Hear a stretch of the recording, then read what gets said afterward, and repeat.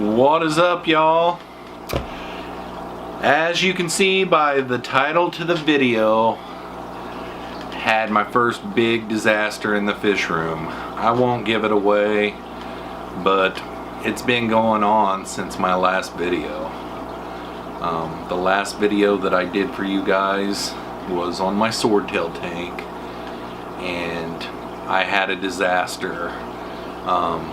I've got everything pretty much settled down now, and well, just take a look at the video.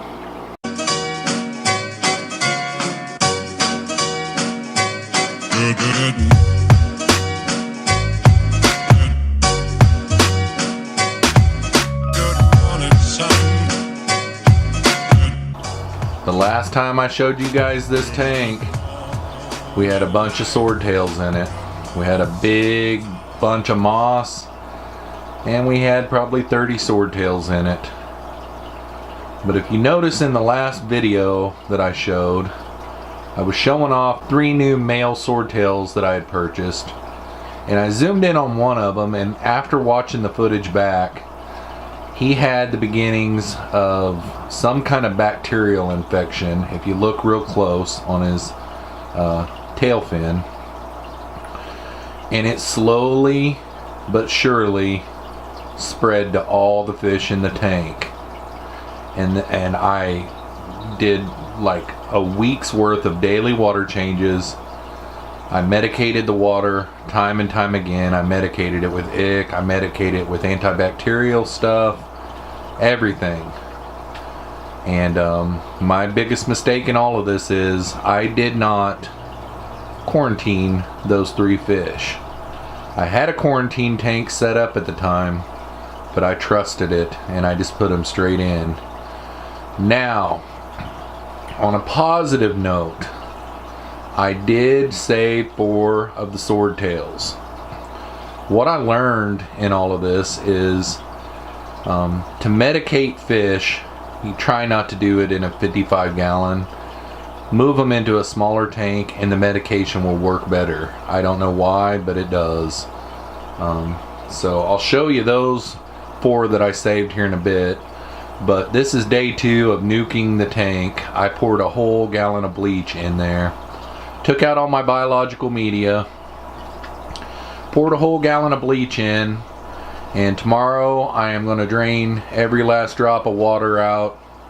Take the tank outside, scrub it down real good, rinse it out, bring it back in and fill it back up, and you know, continue to change the water over the next couple of weeks, and then finally I'll have all the nuking finished, and then I'll start back over and do probably a month-long fishless cycle.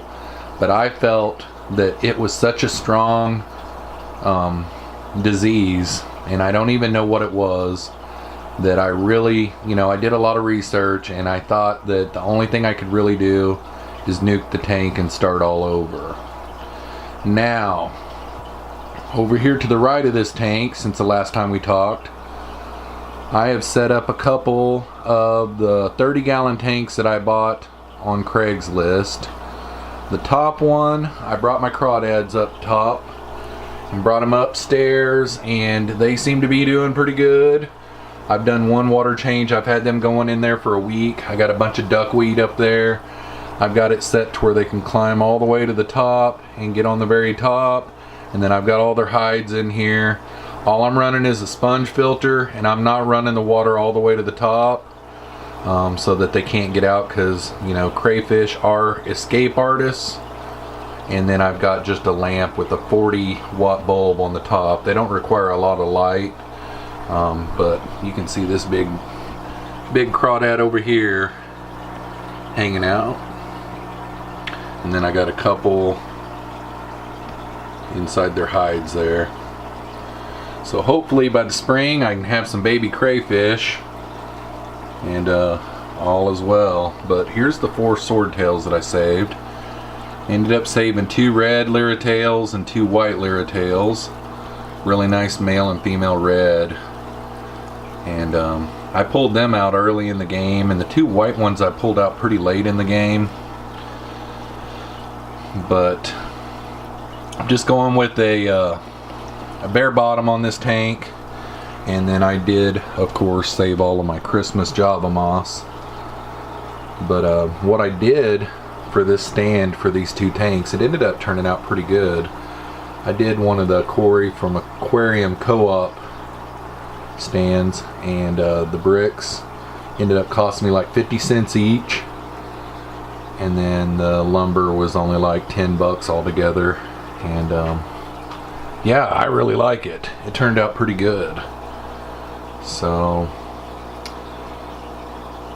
bad news but good news. I saved the swordtail colony, but I lost a big bunch of them. I did a lot of research on how to sterilize a tank, and there was all kinds of different things online, from vinegar to salt to bleach. And you know, I really didn't know what the disease was that the fish had. And so basically I just took out my biological filtration stuff, you know, my sponge filter, and I just nuked the tank. I poured a whole gallon of bleach in there, and it's been going for the last couple of days, and it's going to be for the best, because no matter what, I know that the disease is going to be killed. Nothing can live through bleach. Could I have done salt? Yeah, I could have poured a whole bag of salt in there, but I think it would have took longer, because this has just been going on for a couple of days. I can drain the tank and start back over, and you know, these fish down here, they're fine in this little 30-gallon quarantine tank. I can keep them in there for as long as I want. So I can spend the next month or so really getting that tank back into shape and getting it really good and seasoned. Maybe even add a pleco or two in there before I add fish, and just get it going that way. So I did save 4 fish. I do still have a swordtail colony, even though it's a lot smaller than what it was. I learned a lot through all of this, and I will be a better fish keeper for that. If I could give any advice, always come up with a quarantine system. I really don't have much of an excuse. I did have a quarantine tank at the time when I brought the swordtails home. I just don't remember if I had a fish in quarantine at the time. I just can't really remember, but I just poured them straight in. I don't even think I netted them. I think I just poured them straight in, water and all. And a week or so after I went back to the pet store where I bought those from, and it wasn't my local pet store, it was a big box store.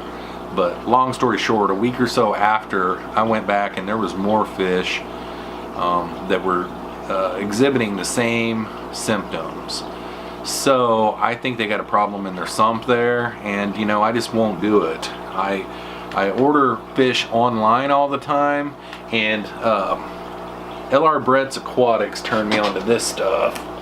It is called Hydroplex, and this stuff kills all kinds of external parasites, fungi, bacteria, and algae.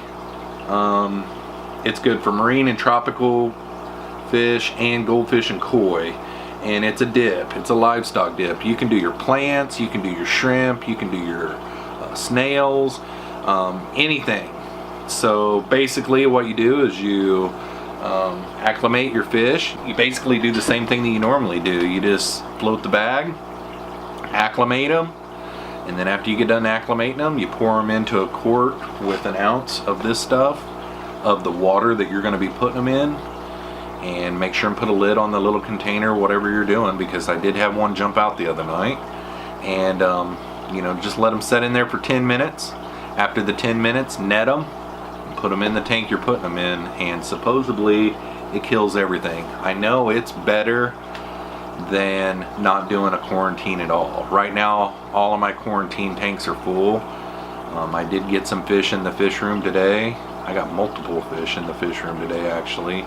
So I did the Hydroplex dip on all of those, and I feel comfortable with that. Thanks for coming along hopefully you guys enjoyed this video. We'll see you on the next one. Peace out, y'all.